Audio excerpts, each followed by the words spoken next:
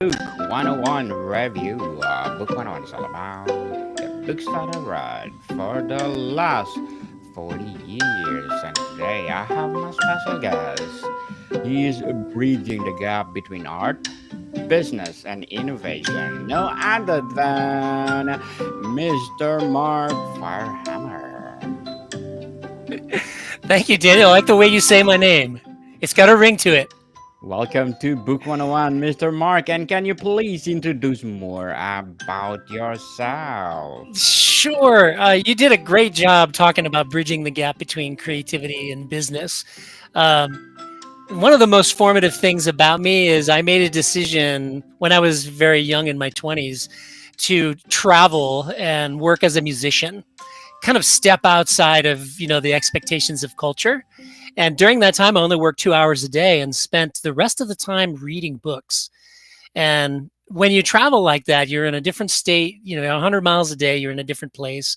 And the people that I meet and the places that I go, they inevitably turn me on to what they read and what was formative for them. And I'm just so grateful to have had that experience because it fit kind of my personality from very early childhood to question everything before I accept anything. Awesome. Mr. Mark Firehammer, thank you so much for bridging the gap to the world. So what book that you want to recommend today? Yeah, Creative Visualization by Shakti Gawain. It's pretty old but timeless at this point. It was released in 1978. Wow, Yeah. Oh, I see you have a graphic of it. That's great. awesome. Um, this is a very special book for my journey. And I've found that's also true for anyone else I've ever met that either had already read it or read it after they've heard me talking about it. And I encountered the book 11 years after it was published while staying at a friend's house in New York City. This was 1989. And Americans, they keep reading material in the bathroom, and there it was. And I thought, oh, that's interesting. That's So, true, man. yes, I don't know Awesome. about your place in the world, but that's what they do here in America. Oh, I think the same in Canada for sure. People loving books or Yes. reading books. Yeah, this is a special one. I mean, she popularized the premise from the New Thought movement in the 20th century or the 19th century, actually, where it talks about individuals have a mind that's full of content, thoughts, images, memories, and things like that that can become manifested through the experience of your life. And this appealed to me in 89. I was 27 years old at the time because I realized that I'd already been doing that, but I didn't realize what I was doing. I'll give you an example. When I Yes. was 7 years old in Leominster, Massachusetts, my sisters and I, they were older than me, would go to the rec center, the recreational center in downtown, and I loved ping pong. I mean, I was barely tall enough to, get the paddle above the table. Well, the time of year came along where they were going to make that go away, which meant Mark couldn't play ping pong anymore. And at 7 years old, I was like, that's unacceptable in my mind. So, confessions, I stole the ping pong ball on that day, put it in my pocket. I went home, and my father was one of those really handy guys. You could, turn things into something just out of the materials that are laying around. While he never taught me that because he wasn't that kind of dad, I was a very observant child. So I went home, went down in the basement, didn't ask for permission. I figured if I got in trouble, I'd just apologize. And I looked around and I found every ingredient that I needed to make a ping pong table happen that wasn't anything but scraps, plywood, a piece of siding from spare left over from the house, some sawhorses to hold it all up. And then I cut up plywood and round dowels like a broomstick handle, and I nailed them together to make the paddles. So in an afternoon, I went from you can't play ping pong to being able to play ping pong for as long as that table was allowed to stay in the basement. And this book, so many years later, was like, that's what you were doing. And the effect that it had for me as a growing adult was that it validated something that no one told me to do or even told me was a good idea to do. and it validated it that it was within my power, within my mind, to take the thoughts, the images, the beliefs, or whatever I have in my mind and manifest that to create something that's positive for me and hopefully positive for the world as well. So, Mr. Mark, if you compare creative to think and grow rich, what's the big difference? Yeah, that's a good question. In a sense, uh, it's very much the same thing. Think and Grow Rich was on a specific topic, accumulation of wealth. And richness is not, in that book, not just cash. Richness is expressed in a number of different ways. But the process is the same. If you want something to happen and you start with the end in mind, this is what I want to happen. If it's money, I want to have X amount of dollars by such and such a time. At that point, your mind has the job of organizing an inventory of all the ingredients necessary. Think and Grow Rich does that. Creative visualization is about Yes. that. So they're kind of good companions. Think and Grow Rich, very practical. Creative visualization is, kind of on the edge of spirituality and a little more esoteric than a lot of the practical books that are out there. A good example is this 7 Habits of Highly Effective People. That's Yes. another very practical one. They are highly recommended, people. So Have you let's. Yes, go ahead. have you talked about that book too? Yes, yesterday with my previous guest. Oh, beautiful. So you can. I'm inviting you to come back and let's talk about that book by Stephen Covey.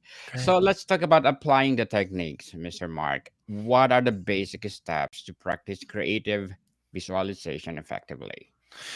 Yeah, that is a great question, and it's interesting to talk about because one of the things that I've learned, I'm 62 years old this year, is that whether I'm manifesting the ping pong table at the age of Yes. 7 or building an online business in the fitness space in 2020, the process that I went through is the same process that I accidentally did at 7, learned was a good idea at 27, and then applied that. So the steps are, I'm going to put them in the simplest terms.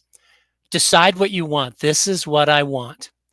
And when you imagine that in every detail that would make it real, so real in fact that in your mind it exists. It's the same as if it existed in the real world, right?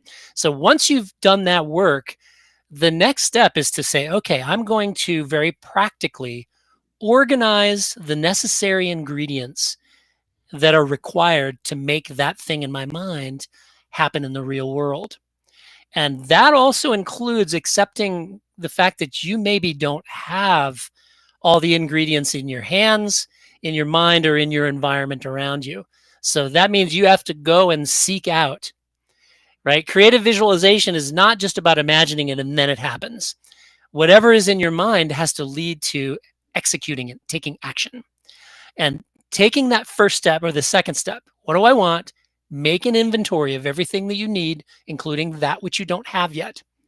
Once you have all the ingredients, it's a matter of getting out your spreadsheet or your whiteboard, however it is that you like to organize information.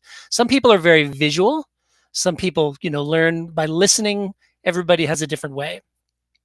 But the end result is the same. You organize all those ingredients that you piled up on your table, so to speak, and you put them in groups. These pieces work together, these pieces work together. And in that moment, you then can realize there are things that I don't really need. I have more than I need here, right? So I begin to then reduce. I reduce. I take away what doesn't belong. There's a game that the Americans play called What Doesn't Belong, where you look at a picture and you try to find the thing that is out of place. It doesn't really belong in that picture, kind of a Where's Waldo sort of thing. So I like to talk about that process as a reduction of an ingredient that doesn't, you could use it, but it doesn't necessarily add any value. Once you've done that and you've distilled your original stack of ingredients down to the actual core pieces, at that point, your job is to revise their relationship to one another. And would it be helpful if I gave you an example of that? Go ahead, Mr. Okay. Mike. I am a songwriter. I started writing songs when I was in my early 20s. And writing a song and building a business was exactly the same for me. I decide, what do I want to sing about? What is the topic? What is the emotional theme of the song? Is it about people? Is it about places? It is about an event? I decide that. And then if it's my own experience, I write down every detail of that. There's the inventory. Everything I can remember about what I want to sing about in this song. Just a sloppy, ugly list of every detail, right? Many of which those details will not end up in the final song. But I need them all there to get a big, clear picture of what I experienced myself or witnessed myself. At that point in the songwriting game, you throw away the words that don't add value to a single line. And if you're a music lover, you know that every syllable is a note. You know, Yes. I love you, 3 notes, 3 syllables. So you can't say, I really, really love you, because that adds more notes, right? So now we're talking about that throwing away of the words that don't add value. And you distill it down until, in a songwriting case, the emotional essence of what you're saying is the most powerful with the least amount of words. We do the same thing when we built our online fitness property called fitstreams.club. Same exact process. What do we need? What is the customer looking for? Gather it all together, reduce, revise, release. And the end result is something that matched what you had in your mind and what the marketplace was looking for as well. Definitely, Mr. Mike. Will you be my guest on my other podcast, Music 101, in third season already? Third season. Oh my God, I would love that. I would love that. Let's Yes. talk about music because this podcast is created to empower music itself and legendary icon in the music industry. I just did my episode today with Mr. Mick. So please do people listen Music 101 wherever you listen your podcast. So how can affirmation enhance visualization process? Restate the question. How can affirmations enhance the visualization process? Oh, affirmations. Okay. Yeah, I'm glad I affirmation. asked, because I thought maybe you said information. You know, there's a lot of schools of thought on this. I'm not a big fan of affirmations, and Yes. I'm not going to take away from anyone who loves them. Because for me, when I fill my mind with the ingredients necessary to manifest what I wanted, I don't need any reassurance. In fact, that takes my energy away from executing on the revised and reduced ingredients that I have already done the work that will create that. Now, I may get up in the morning and say something affirming in my mind, but it's not like a habit. It's Yes. just I'm a positive, cheerful person anyway. So, getting back to the question, I think affirmations are a really important piece for someone who doesn't have the confidence that I was kind of born with. Everybody has a level that they achieve naturally and then what they make an effort to achieve. So I don't need them because I'm really confident in my process. But if you're not yet confident, as we say here in America, fake it till you make it. And affirmations is a good way to do that. Make it. I Fake it till you love make it. it. That's a good idea. So, what is the ideal mental and physical state of practicing visualization? Yeah, that's another good question. Physically, for me, as I've already mentioned, we're in the physical wellness space. We have fitstreams.club, which is fitness, and we have Yes. feelness.com, myfeelness.com, which is a very focused way of giving your body only what it needs to feel good every day in everyday tasks, instead of completely changing your body. Fitness is about total transformation, massive weight loss, big muscles, building up your muscles and looking in the mirror and going, wow, I really like the way I look. Not about that. So for me, if I feel good in my body, I don't have any concerns or worries. At 62 years old, my peers in a lot of places in my past that are the same age as me, they're, in their own words, falling apart at the seams. They're struggling physically because they didn't give their body what it needed over time. For me, the creative process requires that I take care of my body, which I'm a passenger in, so that my mind isn't consumed with worry and concern that getting out of bed is uncomfortable or difficult, that I can't get down onto the floor to play with my cat or tie my shoes. Those things add up with age if you don't take care of your body. And for me, a very prolific creator of things. If I feel bad, I don't have the bandwidth and the energy to produce the things that I get up in the morning and say, I really want to do this. This is so important to me to do.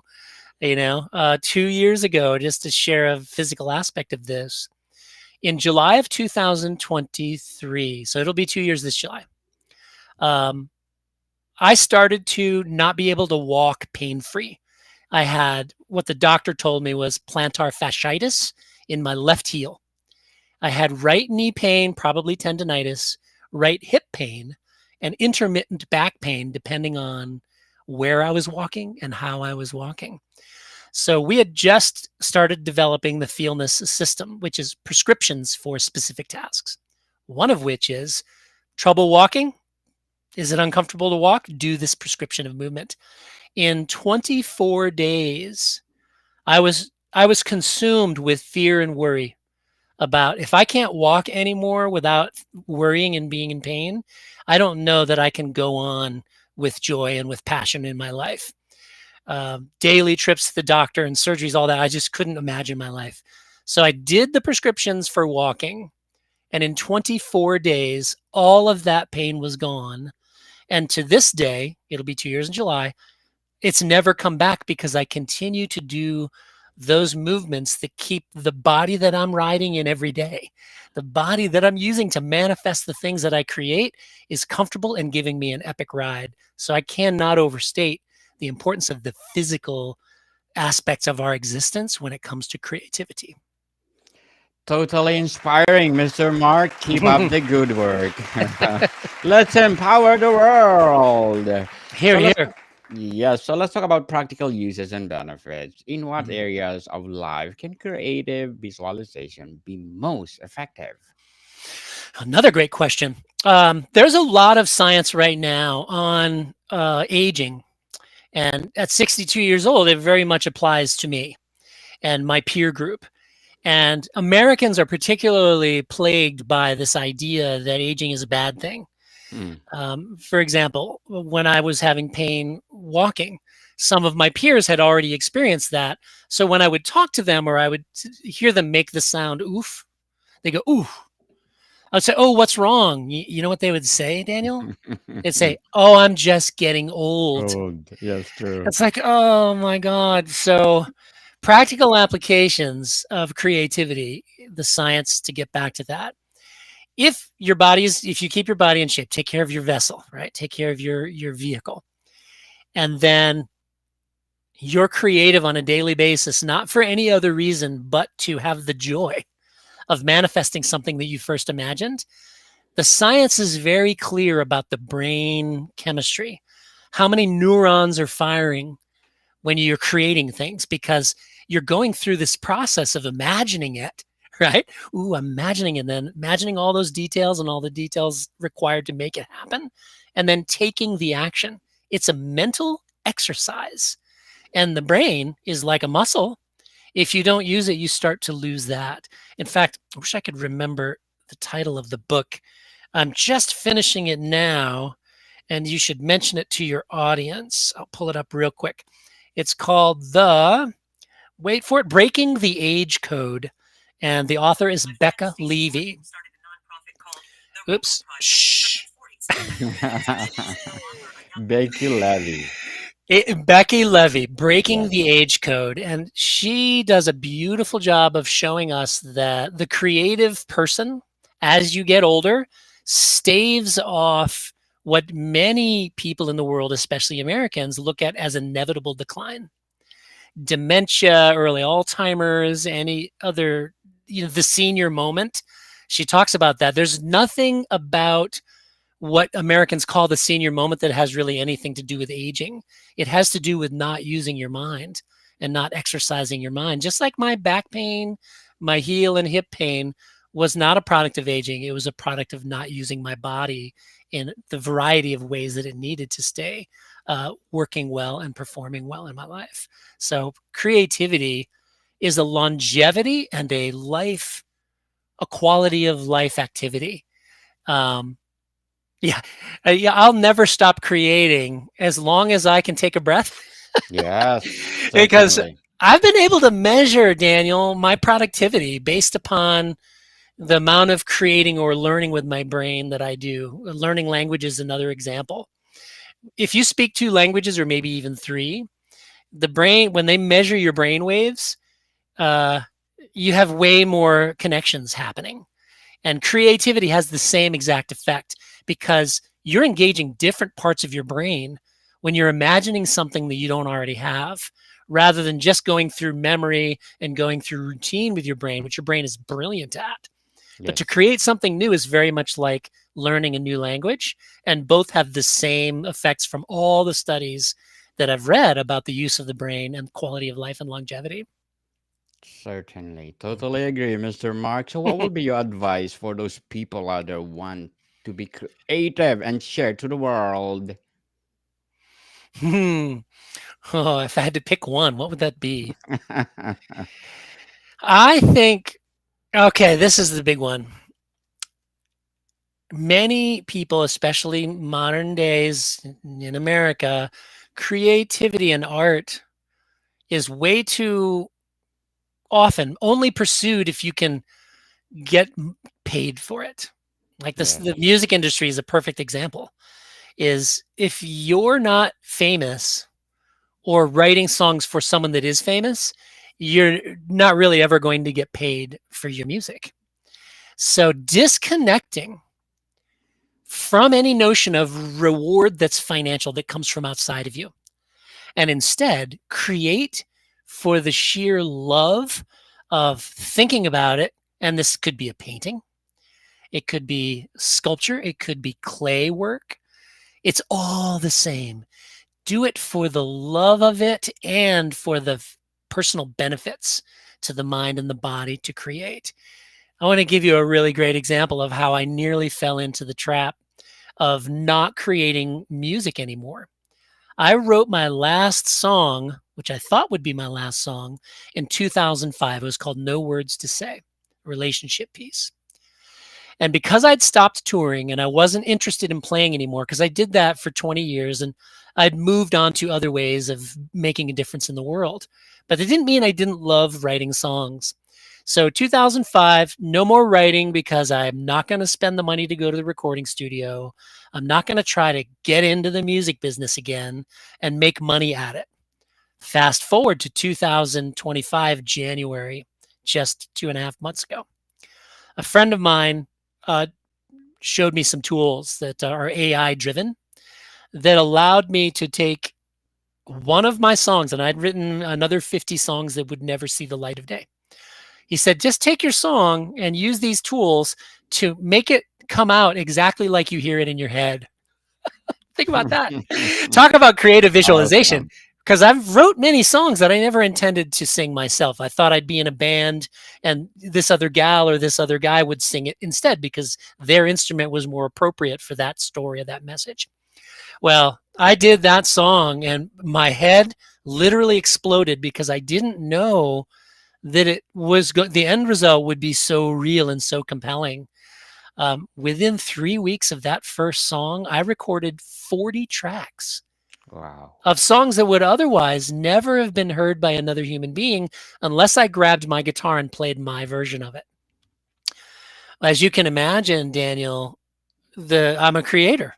As soon as I realized there were no limits, and I didn't even need to worry about getting paid because I didn't have to spend any money other than the cost of the software Yes. to release all this music, and the floodgates opened and I'm writing songs again. I'll watch the news or I'll listen to someone tell a story or I'll witness a conversation between two people at a coffee shop and I'll go, "Oh my, there's a universal theme right there." And I'll write it down and the next day I not only have written the song, but I then use my tools to produce it the way I hear it in my mind. My life just keeps getting the blessing of my own creativity. And it's kind of thank you to what's available as a tool set in this world. And I don't care about being famous or being wealthy from the songs, but I do care about somebody, even just one person hearing it and going, wow, that really makes a difference for me.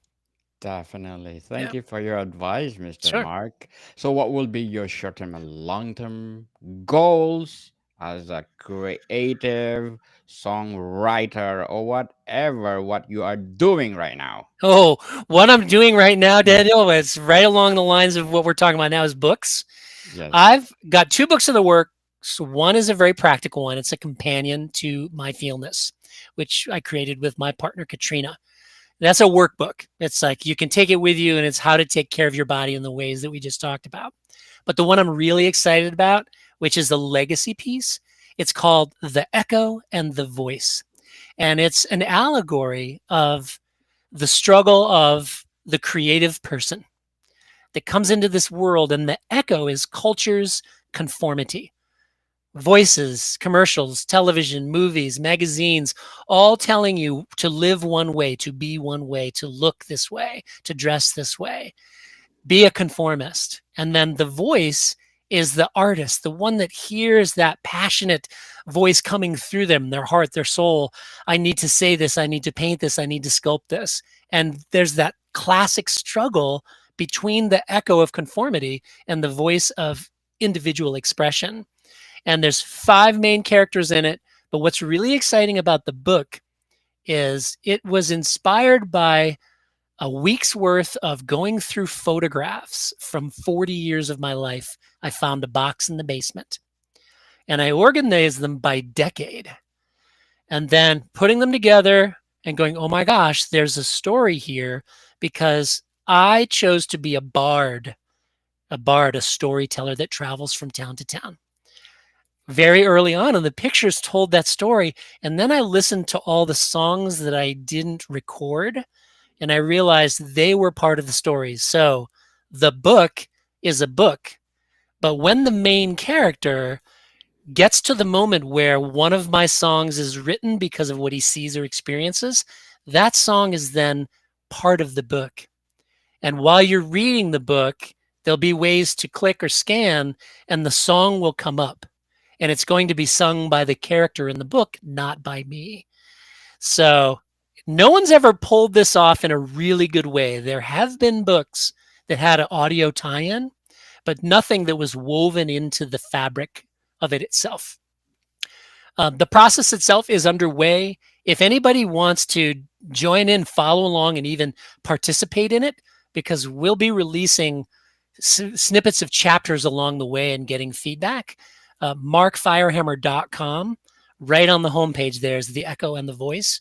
They can subscribe to that newsletter and join me on this journey. I hope to have it done by middle of summer. It's really a matter of bandwidth. If I had nothing else to do, I could get it done in probably 4 weeks. Good But luck to your yes, goals, thank Mr. you. Mark. Thank Hoping you. for the success. Yes. So, to wrap up our discussion for today, what is the ultimate purpose of using creative visualization beyond material goals? From an individual point of view, I think that's going to vary. But for me, it's quality of life, joy and happiness and peace that comes from letting your voice out in whatever form. But the other piece that I think is the big goal, the more of us that speak our heart and soul through our art, and we do so in a way that can maybe transform some of the divisions that are happening in our world. Look at even Canada and the United States because of this fellow that we have here. We're now, it almost seems like we're not friends anymore. And I think artists can be the key to healing that divide by creating content that's not divisive, but reminding us of our nature and the root of our existence, which is love and connection to one another.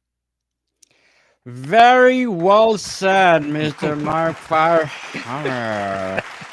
Please empower the world for more and more and more creative and music phenomenal that will come. So, can you please invite our listeners to support all your projects? Yes, please. Just go to markfirehammer.com. It's just like it sounds, MarkFirehammer. Light the fire, hammer the nail. And everything is there. You can get connections to the Feelness and Fit streams, as well as the Echo and the Voice, and all of my music. In fact, if you have Spotify or Pandora, Apple Music, Amazon Music, just say play the music of Mark Firehammer and it'll start to play. Awesome. Even Alexa for sure. Absolutely. So, Mr. Mark, I'm looking forward for episode to our Music 101. Me too. Yes. So, people, let's support Mr. Mark Firehammer because if you support him, as I said, more and more empowering music or creative things to the world. So, Mr. Mark, thank you so much for your time. You're welcome, Daniel. Thank you. Modicom people, see you soon.